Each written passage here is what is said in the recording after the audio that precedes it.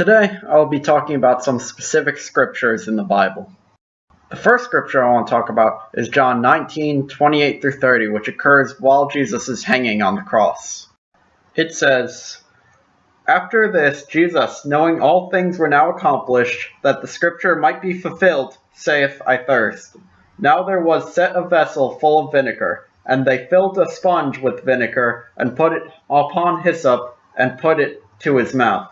When Jesus therefore had received the vinegar, he said, It is finished, and he bowed his head and gave up the ghost." Remember how Jesus spent 40 days and 40 nights without any food? So when he says he thirsts, he really knows what it means to be in need.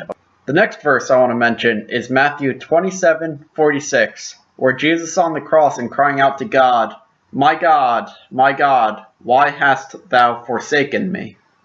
I want you to keep in mind with this verse that God knows all and has seen all and has been with Jesus his entire life. So for him to have forsaken Jesus in his most direst time of need must have really been painful for Jesus.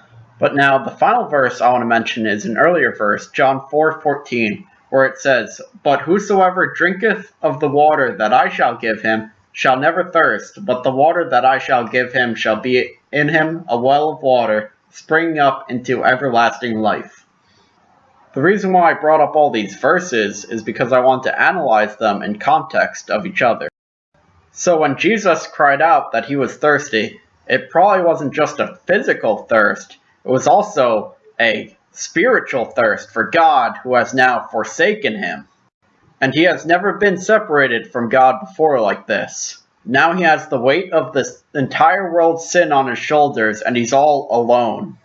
And yet for his thirsty soul, all he gets is the pain of sin, and for his thirsty body, he gets the burn of the vinegar on the hyssop.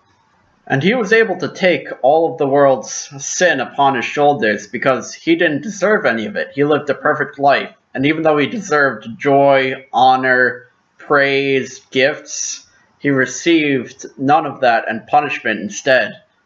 So there is no justice in punishing a perfect person. So in order for that to be justified, he took what was rightfully ours, all our wrongdoings and sins, and put it upon himself so that way the punishment would be justified.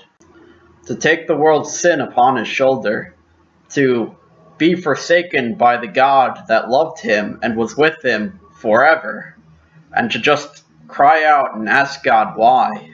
Why, God? Why have you forsaken me? Why have you left me? I'm thirsty. And Jesus just kept crying out to God, but he did not receive any nourishment for his suffering.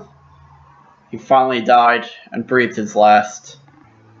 But it didn't end there. He was risen again 3 days later to show his conquering over the sin and conquering over the death which we all deserve. And now, all we have to do to receive the greatness that he has given us, all the honor, the praise that we don't deserve, but are able to receive because he took our punishment, all we have to do is ask on his name for our sins to be forgiven. And they will be, and we'll be able to join him in eternity in heaven. So, that's all I have to say for now. But please, like, subscribe, comment, I'd love to hear back from all of you. And thanks for listening to the words of a sinner who is saved by grace.